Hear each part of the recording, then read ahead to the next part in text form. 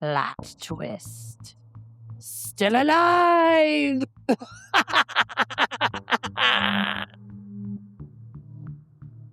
Chapter 2, X, the Upside Down. Before we go any further, if you haven't listened to Chapter 1, X, the Perfect Stranger, go do that first. You wouldn't start a horror franchise in the middle and expect it to make sense. This isn't Scream 5 energy. You need the origin story. Chapter 1 builds the illusion. This chapter is where it starts to rot, and we're beginning right at the moment it turns, the moment fear walks in and doesn't leave. Welcome to the Upside Down. This episode focuses on the devaluation phase, the shift, the part where things don't explode, they distort. Here are some terms you need to understand it. Devaluation. Affection turns hot and cold. Criticism shows up disguised as concern. It's subtle, but constant enough that you start adjusting yourself, trying to get back to before. Gaslighting. It's like living in a false reality. Your memories get questioned, feelings get minimized, the lies are small but repeated until you stop trusting your own thoughts. Reactive abuse. You're pushed and cornered until you react. Then, your reaction becomes the problem, and suddenly, you're the villain. You're the monster. Discard. Coldness. Distance. Silence. Moments that make you feel replaceable, like you never even mattered in the first place. Control, threats, and coercion. You're pressured into proving love in ways that cross your own boundaries, even sexually. It doesn't feel like a choice. It feels like survival. This chapter is psychological horror. Quiet, creeping, and disorienting. And yes, dark humor is still included for free $99. Because trauma apparently comes with a side of sarcasm. Trigger warning, this content is for 18 and up audiences only and includes discussions of mental and physical abuse, sexual coercion, trauma bonding, and suicidal ideation. Welcome to Chapter 2 of X, the Upside Down. He wish he wasn't alive. Those things kind of continued to happen, and he kept saying things similar to that. But this was the first time that he actually grabbed a gun and he walked to back of the house, and I just got up and I was like, no, please don't. And I'm running after him, and he puts the gun up to his head in front of me, and I'm just sobbing. I'm like, please don't do that. And it's weird because he didn't put his finger, he had it in the trigger well, but he didn't put it on the trigger, and he didn't pull it or anything. But then when I'm sobbing and begging him, I'm grabbing his arm with the gun, I'm just like, please don't do that. Please don't. Please, I love you. Please. I'm sorry. He pulled it down and he realized the gun was loaded and the safety wasn't on. And I saw him turn white. He got scared. I wasn't even scared at that point because, again, my fight or flight's broken. But when I saw him turn white, I turned white. But it also clicked this thought in my head, if you weren't going to just do that, then why were you scared? You know what I mean? You thought that immediately? Yeah. Wow. I remember thinking, why did that frighten you so much? It was just something I thought in passing, though. Also, in fairness, I've never had a person hold a gun to their head before in front of me. And I had a lot of guilt with that because he was telling me that it was me, that I was the problem, that I pushed him to that.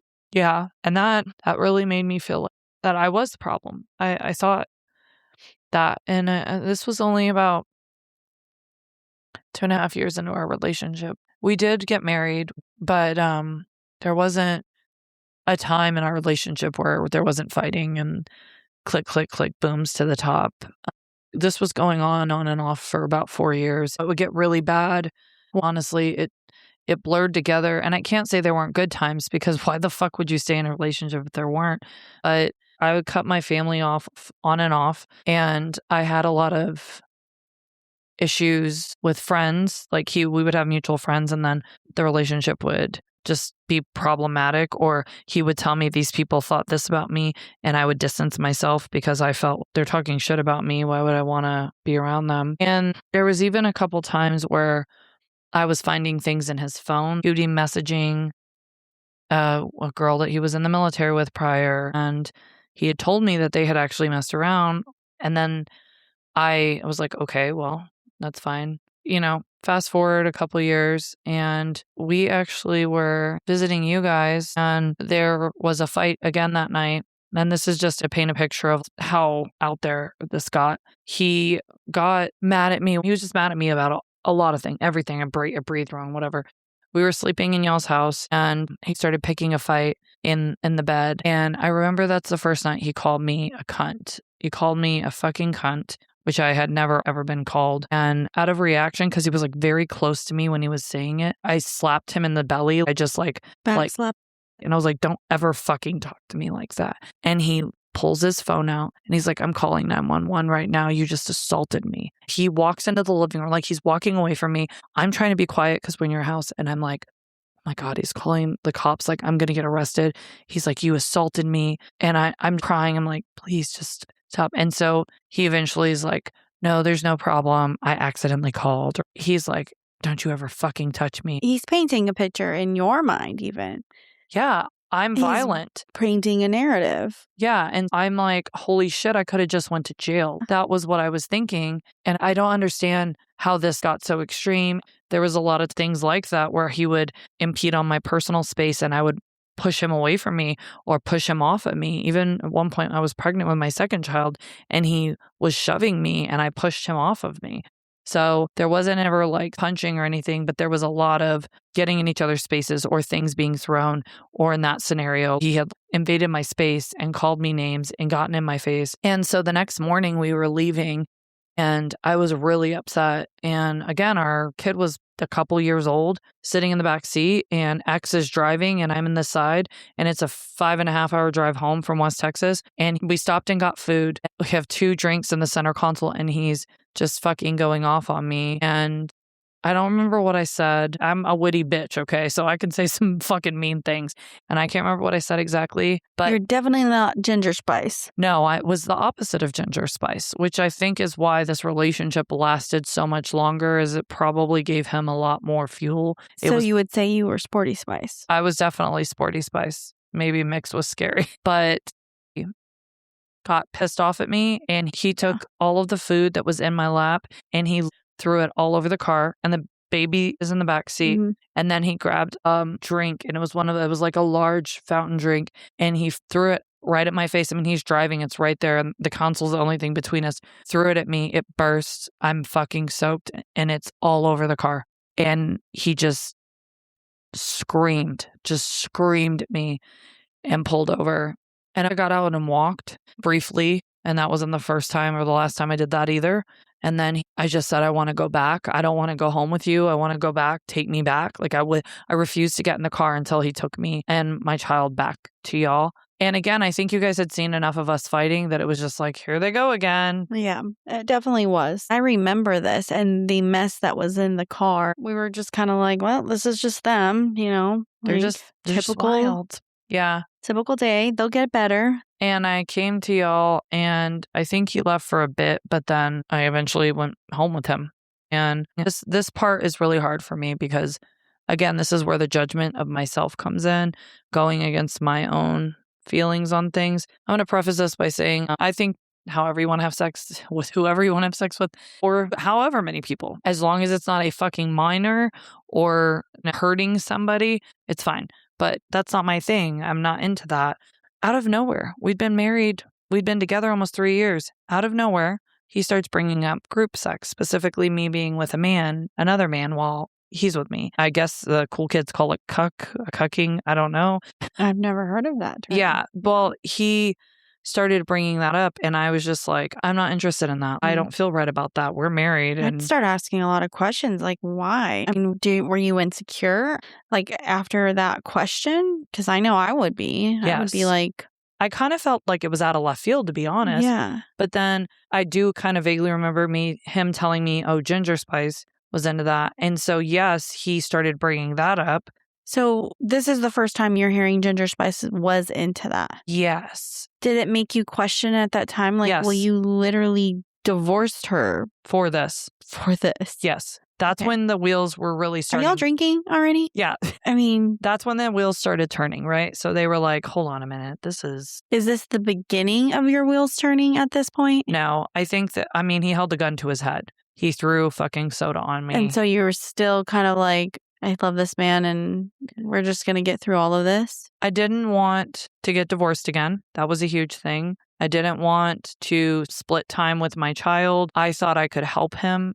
a lot of this was put on PTSD. Did you think that things were getting better and that there were progress, I guess? There were ebbs and flows. There were times when it would be really great and he would be so loving and we'd have chemistry. As the relationship got longer, got further and further between. So like we would go with longer bouts of really fucked up and then just a sprinkle of great and then really fucked up again. And that would kind of like trump all the effed up stuff.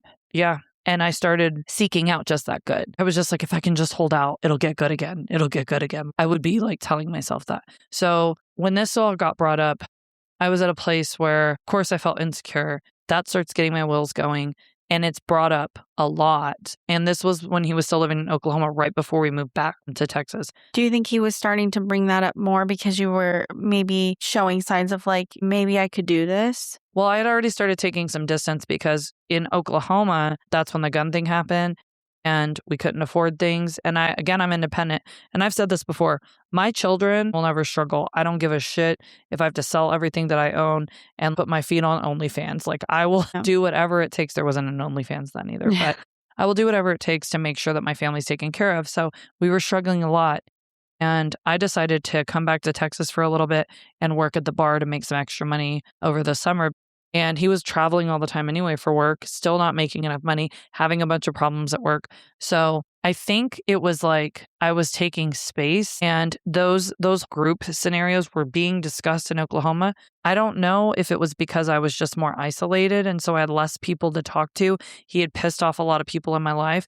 I wasn't going to tell my friends about it because the minute I said that's not what I'm into, he told me that I was sex shaming him and making him feel disgusting. And if I didn't accept this about him, I don't love him. This is essentially new news to you. Yeah, it felt new, felt very new. Then it didn't stop being brought up. And it was almost like whatever sex we had, it wasn't going to be enough because that's what he actually wanted. And for me, I didn't understand why he would want to share me. That bothered me. Yeah. Yeah. We end up going on like a trip, a weekend with no kid. We go out that night and all that. And he's bringing it up. And I'm like, I don't know. Like, I finally, I do love you and I can try and see, but it felt wrong. And so that whole night, I'm drinking nonstop because I don't think I could have done that sober. And that wasn't going to happen. So you're saying you eventually agreed and that you guys would seek a suitor out or something? I would try to do it. Yeah. So kept drinking, literally had like a bottle of vodka at our room and drank a lot because we ended up meeting somebody and he basically asked him. It was so weird how he was comfortable asking this person. I know, so what happened? I'd be afraid. Yeah, it was, I was scared for a lot of reasons. Long story short, I'm not going to go into graphic detail about that because quite frankly, like it was just it's a rough time for you to go back to it's that. weird because I agreed. So like it's consent, but I felt like I was coerced into it. And the one thing you know about me is this bitch is always going to say how she feels no matter what. And I mean, right after it was done, right after this person left immediately. And I was like, I can never do that again. This is your one and not time. It. I said, I feel dirty. I feel disgusting. I feel like I basically almost roofied myself to do it or got myself so inebriated that I could do this. And I still judge myself for this quite a bit. Immediately, he starts saying, so what? I raped you? This is rape? I made you do this? And he was always so quick to label things. It was immediately defensive. It was immediately, I'm calling him this. I'm making him feel bad. Never mind that I'm sobbing and feel like dirty and disgusting. So never once did he say, oh, I'm so sorry. I didn't realize you were going to, it was going to affect you like this. There was no apology. Like you didn't have fun. You had no fun in this. And... Oh, no, it was, you enjoyed that. You liked that. You thought that was great. You picked him. This was your idea. I mean, that's the closest I've ever been to having any sort of sexual trauma. And it sucks because, again, I put myself in that position. And you did it with somebody that you thought you could be safe with and that this was your husband, you know? Yeah, but we moved back to Texas and things just continued to be bad. He couldn't keep a job. He had these random grandiose ideas. Like 1 month he wanted to move to fucking Montana and build a home from scratch, literally from the ground. And the motherfucker couldn't even build a sawhorse. Like, didn't even know how to use power tools. So I remember him saying even he wanted to be a plumber or there were list so goes many. on. Yes, there were so many ideas, but this man had minimal drive. The job in Oklahoma didn't pan out because he didn't like somebody there, and it was all because Oklahomanites hate Texans. I don't even know if that's true, but I have a lot of Oklahomanites. Is that Oklahomanites? I got some Okies, these that are some of my ride or dies now as well, that would fucking kill somebody for me. So like, that's bullshit. But yeah, this was all just a continual thing. And then in the midst of that move, actually, Amanda, my best friend, died. She was pre-you. She predated you as my best friend. She was incredible, but it really made me kind of wake up, and I was like, you know what? I need to go back to nursing school. I've been off my path for long enough. I had mentioned to him on multiple occasions. I mean, that was the whole reason I joined the military, was so that I could go finish nursing school. I was like, it's time to go back. I was working at the bar, trying to make ends meet, trying to have some form of money, and he was adamantly against me going back to school, but I was like, fuck this, and I just enrolled anyway. And the closer the enrollment got, the more tumultuous home got, the more toxic the fights. Because there was even times when he would like talk about Amanda as well, like, well, she used to say this about you, and yeah, he said things like she couldn't even defend herself anymore. You couldn't even ask her if you wanted to. Yeah, he told me that she didn't trust me to watch her children. He told me some crazy fucking story. Like one time she came over when I was out of town for work. Like crazy. Wow. Crazy shit. Where I straight up, I did not believe him. I called him a liar to his face. Wow. I was like, absolutely not. And I was like, she wouldn't do that. But it also got in my head. The mom thing especially. Again, this was all extreme. And so I was coping in really bad ways. I drank far more than I ever should have in that relationship. I have a history in my family of alcoholism. So at this time, my coping strategy was that I was so isolated from people. I had you. You were one of the few friends that stayed with me. But right before, probably a few months before I even started nursing school, we got into a really big fight, and it was after I was drinking. We went out to a bar. I drank quite a bit, and I got sick on the way home. I actually threw up on myself. That's how sick I was. Again, this is not something I am proud of. I hate this part of my life and the person that I was in this relationship, but this is what happened, and I'm going to be real about it. When we got home, he was so mad at me. He rips me out of the car. It's very cold. It was winter, and he grabs me by the throat and like chokes me for a second and throws me to the ground, calls me names, and then goes into the house, shuts the door, and locks it. It's 30-something degrees outside. It's winter. And I'm like, what the fuck is going on? And he wouldn't let me in. The door's locked. And at the time, his dad was visiting, and Fat Joe lived in the back room. We were always having people live with us too. And I'm banging on the front door.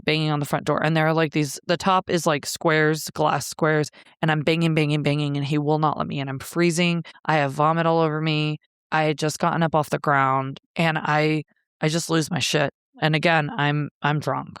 Like very drunk. And I start punching the glass, and I punch it and it doesn't break. And so I try to use my elbow and it doesn't break. And so he had left a bunch of tools in the front, and I take one of them and I just break the glass open, and I put my hand in and go to unlock. And when I do, all of the glass is like cutting my arm. I'm bleeding everywhere. I don't feel any of it. And he's on the phone calling the police, and he is telling me the cops are going to come and get you. You're going to jail. And then I go to the back, and we had left our child there with them. And I went to the back, and I tried to go through the back door because at that point I was shaking. I was cold, and my arm bleeding started to sober me up. So I'm like, oh my God, I'm bleeding. I'm cold. I just wanted to go to bed. I literally just wanted to get in the house and go to bed and clean myself off because I get vomit, blood, and whatever else. Right. I try to go through the back door, which was Fat Joe's room, and he meets me at the door. He's much bigger than me. He actually was holding my daughter, and I was crying. I'm just like, please just let me go to bed. I just want to go to bed. And he shoves me so hard that my feet come out from under me, and I land really hard on my back. Oh my God. On the concrete while he's holding my child. And I start crying more, and then he shuts the door and locks it. So there are 3 adult men in the house locking me out of my house because I was so drunk I threw up on myself, could barely stand up by myself, but I was the problem and they locked me out. So I just sit on the back porch on a chair and I feel like a light in my eyes, and it's one of the police officers, and he's just like, "Are you okay?" And he looked at me. I said, "I'm drunk." I just said it. I was like, "I'm drunk. I just wanted to go inside. I'm cold." And he starts like looking at me. He's like, "Did you throw up?" I said, "Yes, I threw up in the car on myself." And because my ex wouldn't pull over either. I told him I was sick. Yeah. And he wouldn't pull over. And he saw my neck and he's just like, and let me tell you, when I was sitting there, you know how if you're drinking, like it's fuzzy and then it starts to become more clear. And I had a constant thing with him where he would tell me I did things that when I was drunk, and I'm like, did I do that? Like, so out of character. So I'd never really had that. And at that time, I really didn't have blackout drinking issues. Like that hardly ever happened until after I had kids and chemo again, and then 3 glasses of wine and I couldn't remember things. So like this hadn't happened yet. And I was just kind of, I don't know. And he just kept saying, "Did he hurt you? Did he hurt you? Did he put his hands on you?" And I was like, no, I just want to go to bed. No. And I was crying. I knew I was going to jail that night. And he's like, "Do you have somebody you can call?" And I said, "Yes." And I called my parents and my sister. And so they took me into the ambulance and they bandaged my arm up a little bit. They're like, "You're fine. We don't want to give you a ride to the hospital. There's nothing we need to do there unless, you want to pay for it." I'm like, yeah. "We're good." The cop was like, "Just come down to the station tomorrow and talk to us and we'll get your statement, but you can't stay here tonight. You need to go with somebody." So I said, okay. And I went with my family. They were more like, fuck that guy. They were jumping on the fuck that guy train, I didn't need that. I was in the wrong for drinking as much as I did. And I was in a place with somebody that had already shown me that click, click, boom relationship that I was putting myself in a bad situation every time I got drunk around him, to be honest. Because he was able to create whatever story he wanted and you'd believe it. I did. I believed. I mean, I called it X-land for a while. Like you and I would even joke because he would call you. He would tell you about me before I'd even call you. Right. That situation too. Every situation that occurred, X would reach out to my closest friends. And so that scenario happened. I was embarrassed. I was ashamed. I felt awful about it. And I go and apologize. And when I'm apologizing, he chooses that opportunity to deflate me more, tell me I'm lucky he didn't do worse to me, that he didn't shoot me. I'm crazy like my family. I'm an alcoholic. I'm a problem. And I was like, all right. I just took it for a little bit.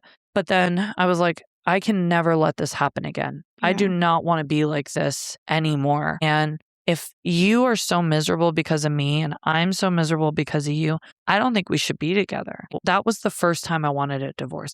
Not right then, but like within a few months. So I was in the midst of trying to get into nursing school. That night was a turning point for me. After that night, I was like, if I get arrested for something like this, I'm never going to be a nurse. I will never pass a background check. I'll have a violent record. I don't want to do any of that. And nothing came of that. Nope. Yeah. Well, I mean, you're Nobody going was off hurt of except a me. memory that was told to you versus Right. obviously you're owning up to what you do remember and do reflect on, but that point for that part, that is not who I am. That is the worst parts of me. That is the lowest of lows that Krystal has ever been. If someone makes you feel that way or act in those ways that you would normally never act, it's called reactive abuse. I know that now. I did not then. Get the fuck out. Save yourself, because I started to see my path. Like, I maybe was still with him, but I started seeing path going a couple of ways. One was with me or him dead. One was with me in a mental institution or in prison. Those were basically the options that we had. And so that's why that first time I wanted a divorce, that's why. It was like, I can't do this anymore. And so I decided to tell him I wanted a divorce, and he immediately started crying. I think that night, even now that I'm actually thinking about it, I remember Ginger Spice's face just like completely defeated and like numb. Just looked so depleted. I feel like that's what I look like. I was sitting on the bed and he came in there and he started crying. And that song that he promised to sing me, this specific song, when we were going to get engaged, he sat at the edge of the bed, 2.5, 3 years later, and fucking played it for me when I wanted a divorce. And I felt like such a huge asshole because I didn't care. he kept begging for another chance, begging. And then he suddenly was treating me so sweet. And he was, I'll do anything. And so I was like, all right, let's try couples counseling. Let's try therapy. And so we did. And the first person we went to was, I'll never forget her, and I'm not going to put her name out there, but we sat in her office and she's like, well, why are you here? The whole thing, right? And I didn't care anymore. In the past, I wasn't allowed to say when certain things happened. I had never told anybody about the gun scenario at all. But I just was at a place in our relationship where I'm like, if I'm not going to be honest in counseling, then we're never going to get anywhere. And even with the friends that I talk to, even with you, with everybody, because I was being told all, including, again, he was telling me Sarah thought all these things about me and her husband thought all these things about me. I was too much and I was a drunk and I was crazy. And, again, he's told me my dead friend didn't think I was a good mom or could watch her kids. So there you go. But she just said, why are you here? And he was like looking at me like, well, you need to tell her, like, you're the problem kind of thing. Like, and so that was the first time I was ever super honest. And I just started crying. I basically told her exactly what I said earlier on this podcast about him holding a gun to his head and what it made me feel. I don't even know if I made eye contact with her the whole time because I was just looking down, rubbing my hands.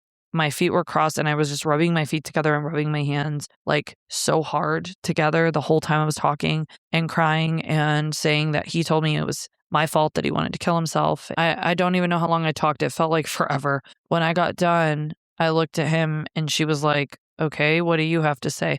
This motherfucker had nothing, not one word, because I just told the truth. The truth made him quiet, which was wild to me. I really hadn't seen. You're like, crickets for the first time? Yeah, mind blown. When that happened, that's when I realized I stopped looking at my hands and I looked up and I like looked at him and looked at her because I'm like, holy shit. Like, I just told the truth and nothing bad happened. In fact, he shut the fuck up, which was, again, so far from the reactions I used to get. And she looked at me and looked at him. She pointed at him and she said, I think that you need to get psychologically evaluated. And she pointed at me and she goes, and I think you may need some individual counseling and that you may have some PTSD. And I was like, because I had heard him having PTSD this whole time. I had heard him bringing it up. Well, yeah, he's going through all the things. He's had the tumultuous, life, and which, granted, it may be very much true, but you also were enduring it in real time yourself, in your own ways and in your own marriage. Well, and it was hard for me to keep track of the things that he said he had PTSD with because... Well, you're too worried about all his PTSD. You didn't even realize it was affecting you. And you were living in your own PTSD. Well, and, from the story he told me when he was a kid to... I started noticing a pattern with that as well. Like, he told me when we first met, like, no, I never killed anybody when I was deployed. No, I've never seen anybody killed. Like, and then the different conversations he had and later in life, like he would be talking to people and telling them, yeah, I shot this guy and blah, blah, blah. And I'm it like, was all selective. And then it was like, what happened to the little Mexican girl? Or right. Exactly. It was like you were living, you're almost like you're stepping in and out of the reality and the false reality that you were living in. I was living in X-land. That's where I live. Yeah. And so when she said that, Sarah, when she told me and him what she said, I was like elated. I literally was like, holy fuck, I'm free. Like, somebody sees it. It's not just me. This is real. There was the first person that saw it. I wanted to fucking jump up and just hug her and say thank you. He did not want to do that. Well, yeah. You're like, I can work with this. We can work with this lady. Yeah. And so we leave. And he's fucking livid. He is calling her every goddamn name you could think of. What a fucking bitch. We're never going back to her again. Fuck that. Let me remind you, the only reason we're going to counseling was because I told him, I'm leaving you unless we go to counseling. But somehow he ends up back in control of now we can't go to the only counselor that I have seen with him that sees exactly what I see. And we have to go somewhere else. So we end up going on base. But he makes it a requirement that he gets to go first without me, talk to the counselor without me, and then I get to go next. So whatever picture he paints. So you never shared with another counselor the situation that you shared with in the first counseling session? When we went on base, he told me that he would lose his benefits. He wouldn't be able to do reserves anymore. I hear this. I've heard that too. Yeah. So I couldn't bring it up. It would affect our livelihood. and our future Because and it was our so family. great. It was so great, Krystal. Yeah, it was I mean, fucking fantastic, let me tell you. There was one other incident that was very similar with PTSD when we were going through this whole me trying to divorce him scenario. So I was trying to be separated from him. He really wasn't at the house much. And I was at my aunt's house and he wanted me to bring him the car. And I was like, no, it's my car. His truck wasn't starting. And I'm like, no, it's my car. You're going to have to figure it out. And he's like, bring me the keys. And I said, no, I'm not going to do that. We were fighting again. I was becoming very avoidant because I didn't want to be the bad guy. I didn't want to be the reason that he wanted to hurt himself. I didn't want to be any of that. And so he basically started alluding to hurting himself and ending his life in texts. And it wasn't completely direct. It was more like, that's it. Like, I've had enough. Nobody wants me here anyway, that type of thing. And then he just stopped responding to my texts. And so I called his parents. I was like, I need you to go to the house and check on him. I was getting to a point where I felt, because of these things being said on a not super regular basis, but regular enough, that I was getting to a point where I felt like it was being used to manipulate me, to get me. Anytime he wanted me to do something, I'll threaten to harm myself. so now it sounds like you also were cautious in that you weren't the one to go and quote unquote be there to support him. And so you reaching out to his parents, to me, I thought it was the trigger. I thought it was the trigger of it, Right. And then but you doing that in that way is kind of revealing to his family what was going on, maybe. And so was there any backlash by bringing in his parents? Absolutely, yeah. So I end up driving over there at the same time. I'm like, he's not answering my text. Please check on him. Please call him. And they always downplayed whatever he was doing and whatever was happening. So they said they would come, but we pull up. My sister goes with me. She's like, you're not going by yourself. We have my daughter. There's no one to watch her. She's sitting in the car and my sister goes, I'm going to go in. I don't want you to go in there. I don't want things to escalate. I was like, okay. So she went inside and it felt like an eternity. And I'm like, my head is just spinning. Like, what if he's dead? What if he hurt thinking her? of all the worst things. I was worried. Like, I literally was thinking maybe he hurt her. Hadn't heard anything. She wasn't coming out. It was probably 10 minutes. And I was just like, I have to go in there. The car was on and we were in the parking space of my house, like right in front of my house. So I leave my child. I go in the house. And when I go in, I look at my bedroom and there was a huge hole in it at the top. And I immediately think it's a shotgun, like it got shot through, and I don't see anybody. And so I run to my room. My heart drops. I open the door and my sister is standing there looking at him. He is sitting on the bed once again with a pistol in his hands on his lap. And I'm just looking at her and she looks scared. And I'm like, what's going on?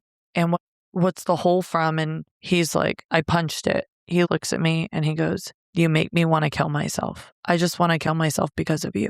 I don't even know what to say. I'm just like, okay, well, your parents are on the way. I'm going to go. Please, like, I don't want you to do this. Think about our daughter. Like, I'm trying to talk him off the ledge, but I'm also trying to be cautious because I'm the reason, right? Like, he keeps telling me I'm the reason for this. Right. And so I tell my sister, like, let's just go. Once they get here, we'll leave. So his parents get there and they're kind of nonchalant, like, everything's fine. Blah, blah, blah. The very next day, my sister goes with me because I'm going back to the house and he's there. And again, I didn't want to be alone with him anymore. I was just at that place. We go in. He's acting like nothing happened the day before. And there's a gaping hole in my bedroom door. And he basically tells me, I'm going to take our kid and we're going to go somewhere. And I said, you're not taking her anywhere. We hadn't even discussed what happened the day before. He was just a different person the next day. And I was like, absolutely not. You're not taking her somewhere. You just threatened to kill yourself again, had a gun in your hand, told you wanted to kill yourself because of me. And again, I never called the cops. My sister didn't call the cops. Nobody called the cops. But then he's like, that's my kid and I can take him if I want to. So they were in the back of my sister's car this time. They try to open the door, try to take the child out.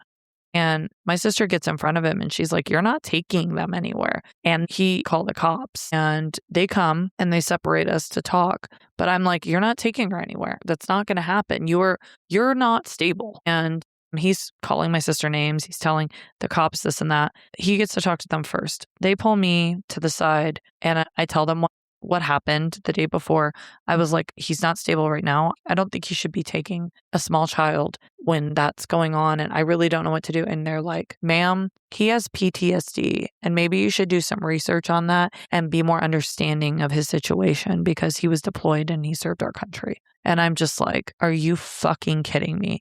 I never called the cops ever. The first time that they come, well, technically the first time was on me, right? And they were called on me. At least those cops the first time made someone leave, right?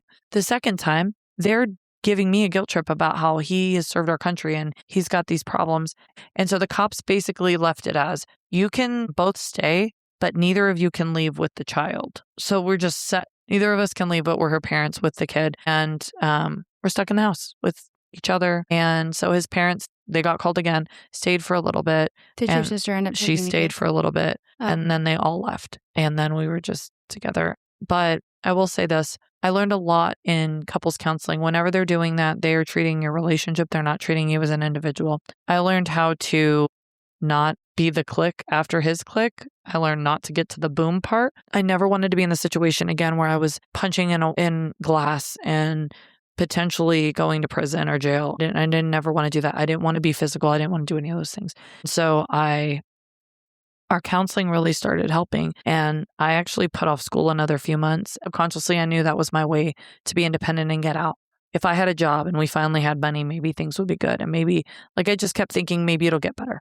And things got better. I got into school. And again, there was a situation where my family stopped talking to them again for another year and a half. So he was happy and there was not as much pushback. And I was just in a place in my life where I'm like, I'm focused on school now. I'm focused on my child. And we had several months that were really good.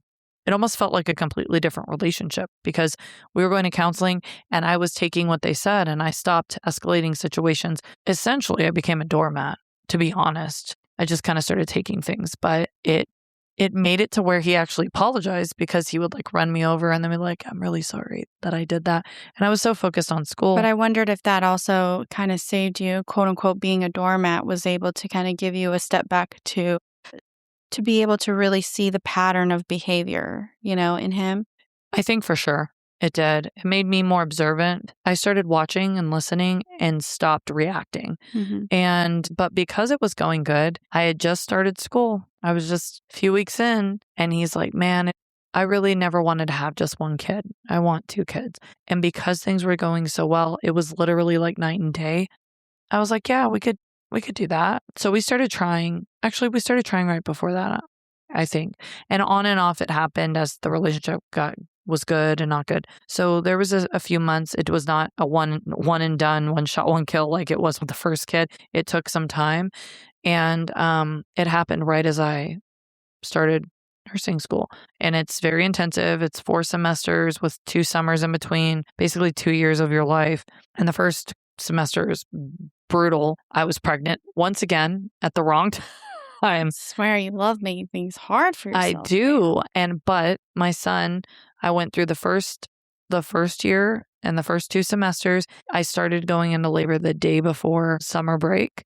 And I was taking my test and started going into labor. And then the very next day, he was born and he was here. And I was able to spend the entire summer with him and then go back to nursing school. Oh, that's nice. And I was not thrown off. But during that time, X decided that he was going to go back active duty. And this time he was going to go special forces. So my plans and my shit was on the back burner, on and off, or he tried to make it that. There were multiple times he almost derailed me. I think being pregnant was one. I did get a lot of guilt trips about going back after the second baby was born. I definitely didn't get any support from him, and I wasn't speaking to my family at that time. So I had a couple of aunts that showed up for me and were really there for me and kept my kids for me regularly.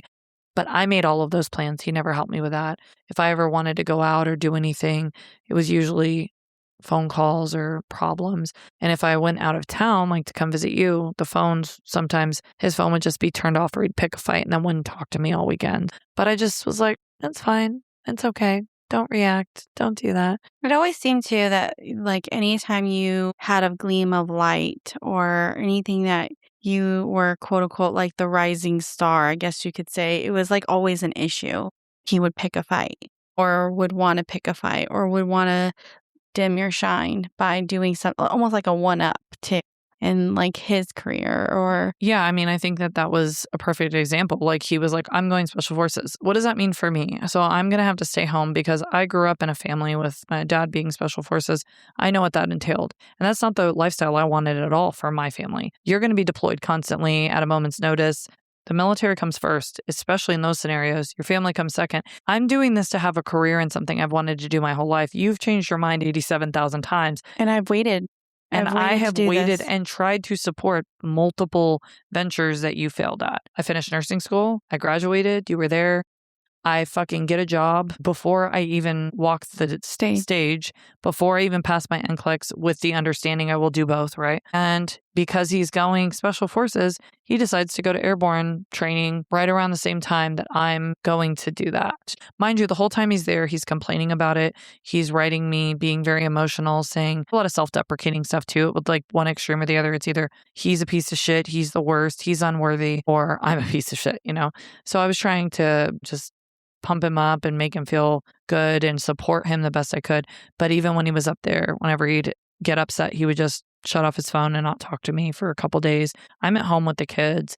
I'm working a summer job. I'm trying to make a little bit of extra money. I'm studying my ass off for the NCLEX.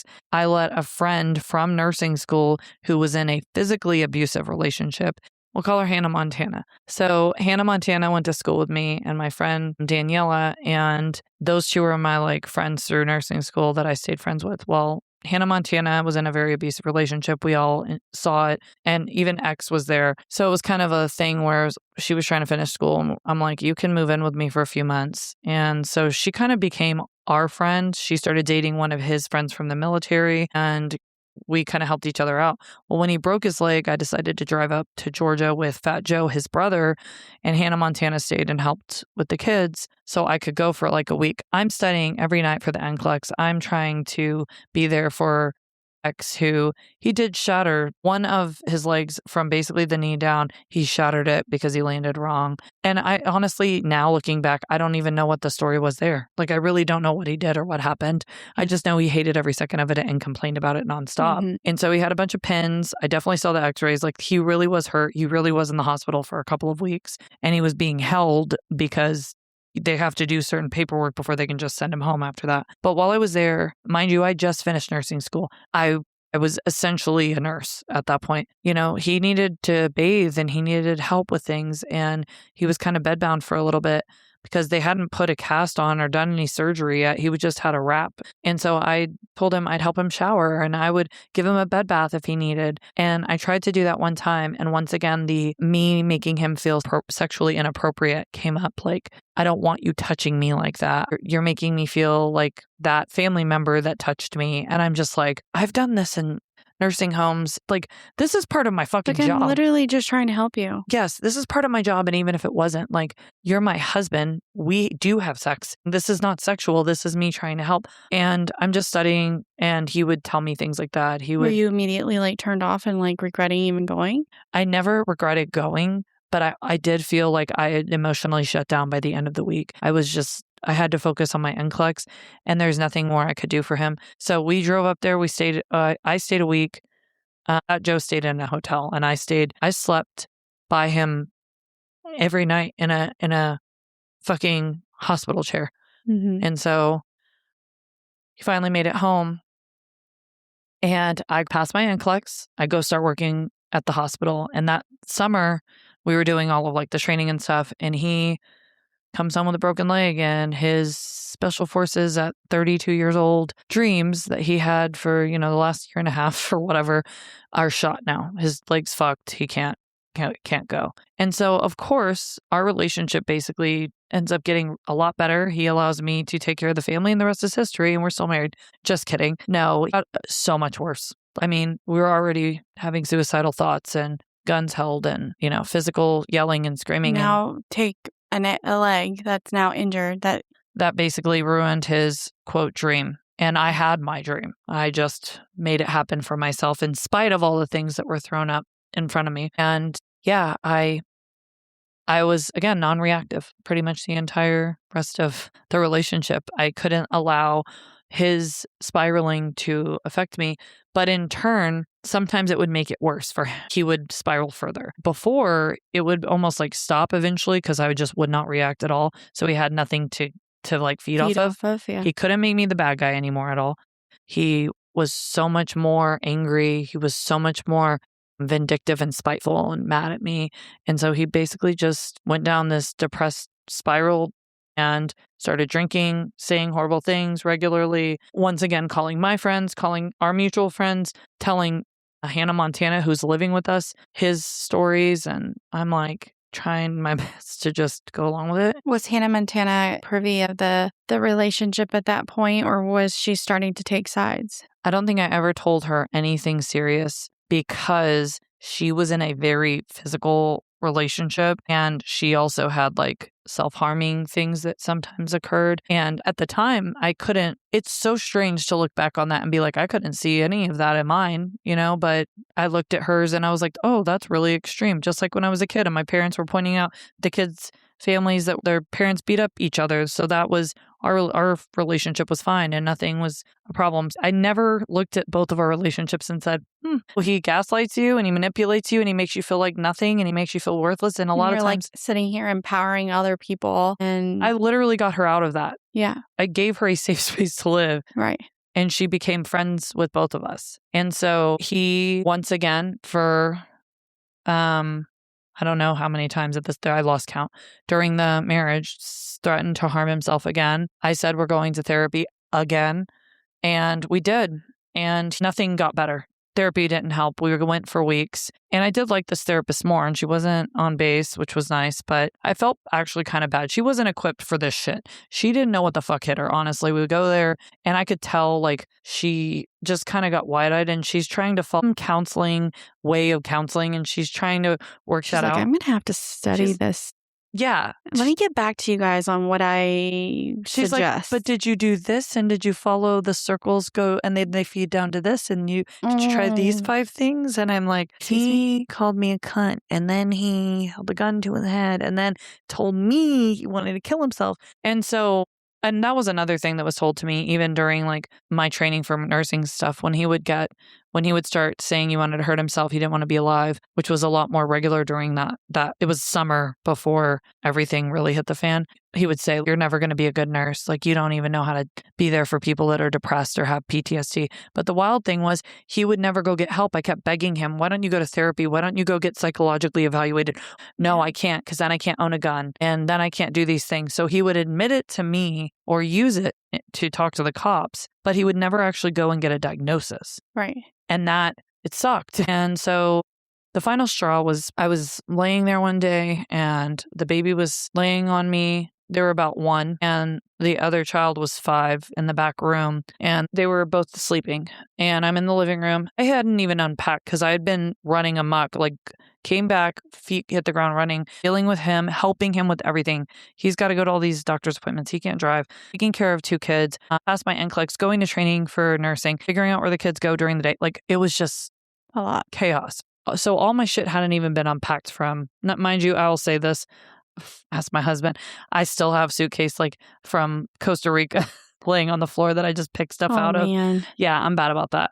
That is my toxic trait, guys. So I had a bag of all of my makeup and stuff on the table. I had 2 tables in the living room area. And he's walking through the living room, gets really mad at me about something. Again, don't know what it was, don't remember. I had just gotten used to it at that point. But I was doing my doormat thing, right?